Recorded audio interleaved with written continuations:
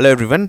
Oxfam India ने एक report जारी किया है, report on inequality in India, जिसको उन्होंने मंडे को रिलीज़ किया। और इस रिपोर्ट में वो बता रहे हैं कि हमारे जो टॉप 5% रिचेस्ट इंडियन है वो जो है ओन करते हैं more than 60% of countries wealth. अब ये इस टाइम पे ऐसा रिपोर्ट आया है जिस समय आपको पता है हमारे कंट्री में हाई रेट ऑफ सीपीआई जो इन्फ्लेशन है, कंज्यूमर प्राइस इंडेक्स काफ़ी बढ़ा हुआ है और अनएम्प्लॉयमेंट रेट्स भी काफ़ी बढ़ा हुआ है। तो ये जो है रिपोर्ट आपको जो है गवर्नमेंट के पॉलिसीज़ पे काफ़ी क्वेश्चन रेज करता है। अब इस रिपोर्ट को अच्छे से एनालाइज करते हैं और फिर देखते हैं कि इसके जो इनइक्वालिटी जो बढ़ा है कुछ ईयर्स में, उसका रीजंस क्या है और इस रिपोर्ट ने ये क्या स्टेट किया है।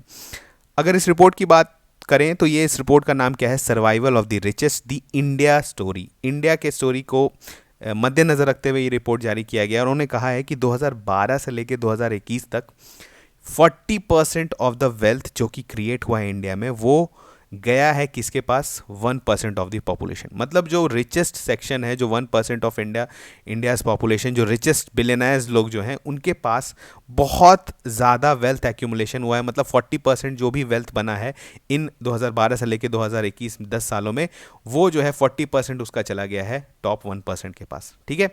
और जो आपका मेयरली 3% जो है इस वेल्थ का, वो बॉटम 50% के पास है। तो आप देख रहे हैं कि हमारे कंट्री में जहाँ पे दिखता है कि काफ़ी ज़्यादा स्टार्टअप्स आ रहे हैं, बिलियनर्स बढ़ रहे हैं, तो इनकम इनइक्वालिटी भी काफ़ी ज़्यादा बढ़ रहा है। उनके यूनिकॉर्न्स बनने से डेफिनेटली कंट्री में फ़ायदा होता है, लेकिन वो फ़ायदा जो है वो पुअरेस्ट या टॉप आप बोल सकते हैं बिलो, मतलब जो बॉटम 50% है उसके पास नहीं पहुंच रहा है। तो अभी करेंटली सिनेरियो ये है कि राजा का बेटा ही राजा बन रहा है। ये एक मूवी का डायलॉग है कि अब राजा का बेटा राजा नहीं बनेगा। लेकिन पिछले 10 सालों में जो है वेल्थ एक्यूमुलेशन को देख के लग रहा है कि जो बेनिफिट्स हैं बेसिकली वो ट्रांसफ़र नहीं हो रहे। ठीक है।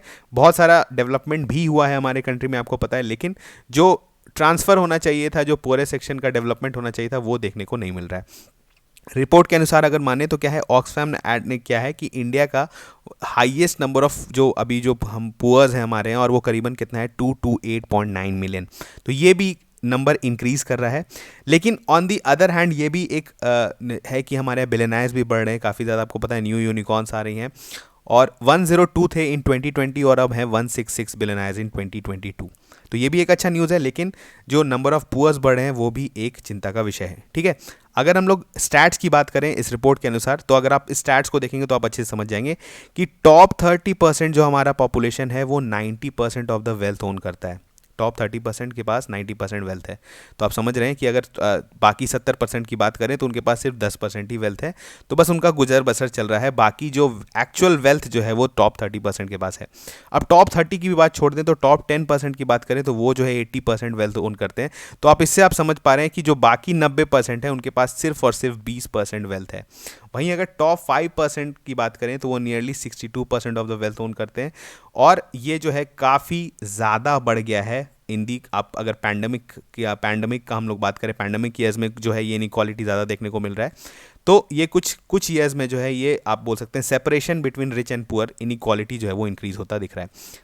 उसके बाद जो सबसे ज़्यादा स्टार्क डिफरेंस दिखाता है वो क्या है कि टॉप 1%, मतलब जो रिचेस्ट ऑफ जो हमारे कंट्री में है, वो सिर्फ वो जो है वो 13 टाइम्स वेल्थ ओन करते हैं। किसका? जो कि हमारा बॉटम 50%, मतलब जो बॉटम 50% है इसके पास जो भी वेल्थ है उसका 13 टाइम्स जो है वो टॉप पे बैठे हुए 1% लोग जो है वो ओन करते हैं। तो आप यहीं से देख सकते हैं कि इनइक्वालिटी हमारे कंट्री में काफ़ी ज़्यादा इंक्रीज हो गया है। अब रीजंस जो बताया गया है रिपोर्ट के अनुसार फॉर इंक्रीज इनइक्वालिटी, तो क्या है जो कोट किया गया है, सबसे बड़ा रीज़न क्या है कि जो कॉरपोरेट स्लैब्स है, आपको पता है, रैशनलाइज किया गया है गवर्नमेंट के द्वारा। जो 30% का जो स्लैब्स था उसको जो है अब मैक्सिमम जो है वो 30% से 22% के बीच में आते हैं। तो कॉरपोरेट्स पर जो है टैक्स लोड घटा है। और जो है आप एक तरह से बोल सकते हैं, अगर इसको क्वांटम में देखें, रुपीज़ के मामले में देखें कि कितना रुपया का घाटा हुआ है जो हमने टैक्स इंसेंटिव्स दिया है कॉरपोरेट्स को, तो वो करीबन 1.84 लाख करोड़ है, जो कि आपको पता है बहुत ज़्यादा बड़ा अमाउंट है। और ये जो है कहाँ गया है, ये जो हमने जो टैक्स रैशनलाइज किया है कॉरपोरेट्स का। तो ये जो कहना है इस रिपोर्ट का कि जो कॉरपोरेट्स को एक तरह से फ़ायदा दिया जा रहा है, तो ये उम्मीद लगाई गई थी कि कॉरपोरेट्स जो अपना प्रॉफिट शिफ्टिंग है, या फिर आप बोल सकते हैं प्रॉफिट शिफ्टिंग, या जो आप बोल सकते हैं ट्रांसफ़र करे अपना थोड़ा सा बेनिफिट्स जो उनको मिला है in the form of increase salary, in form incentives दें एम्प्लॉयज़ को, अपना इन्वेस्ट करें तो वो देखने को नहीं मिल रहा है। यहीं पर देखने को क्या मिल रहा है कि आपका कॉर्पोरेट की वजह से जो है टैक्स, जो आपका टैक्स का जो रेवेन्यू है वो घटता दिख रहा है। ठीक है, अब यूनियन गवर्नमेंट ने अडॉप्ट किया है policy of hiking GST. Report कहती है कि जीएसटी और एक्साइज ड्यूटी, आपको पता है डीजल पेट्रोल पे काफ़ी ज़्यादा बढ़ गया है। तो आपको पता है जब corporate tax is a kind of direct tax जो कि प्रोग्रेसिव होता है, मतलब जो जितना कमाता है उसको उतना टैक्स देना चाहिए।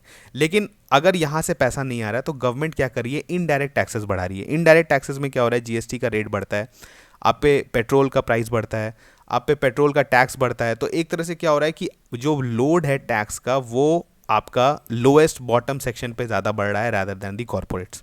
ये किसी भी कंट्री के लिए अच्छा नहीं होता है, क्योंकि किसी भी एक अच्छे डेवलपिंग कंट्री में या डेवलप्ड कंट्री की तरफ मूव करने वाले कंट्री में प्रोग्रेसिव टैक्सेशन होना चाहिए। मतलब आपको डायरेक्ट टैक्स से जो है वो ज़्यादा पैसा आना चाहिए रादर दैन की इनडायरेक्ट टैक्सेस। ठीक है, उसके बाद बात करें तो bottom 50% of the population at all India level पे 6 times more on indirect taxation. मतलब अगर आप देखें तो बॉटम 50% जो है पॉपुलेशन का, उस पर इनडायरेक्ट टैक्स का भी हमने जस्ट यही बात किया कि लोड काफ़ी ज़्यादा बढ़ गया है।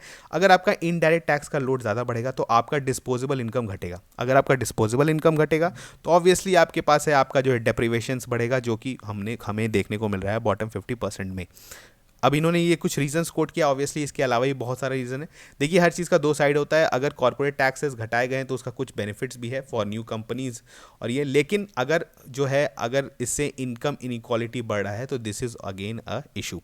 ठीक है, अगर अब इसको देखते हैं कि इस रिपोर्ट को गवर्नमेंट कितना मद्देनज़र रखती है अपने आने वाले बजट में, क्या वो कुछ tax rates, tax slabs change करती है या फिर गवर्नमेंट इंसेंटिव्स बढ़ाती है, गवर्नमेंट एक्सपेंडिचर बढ़ाती है फॉर द बॉटम 50%। ये जो है बजट में हमें देखने को मिलेगा। डेफिनेटली रिपोर्ट का जो है कुछ ना कुछ रिपरकशन जो है वो आपको पार्लियामेंट डिस्कशंस में देखने को मिल सकता है, तो उसको हम लोग अच्छे से कवर करेंगे जब आपका बजट आएगा। ठीक है, तो चलिए मिलते हैं नेक्स्ट लेक्चर में, तब तक थैंक यू।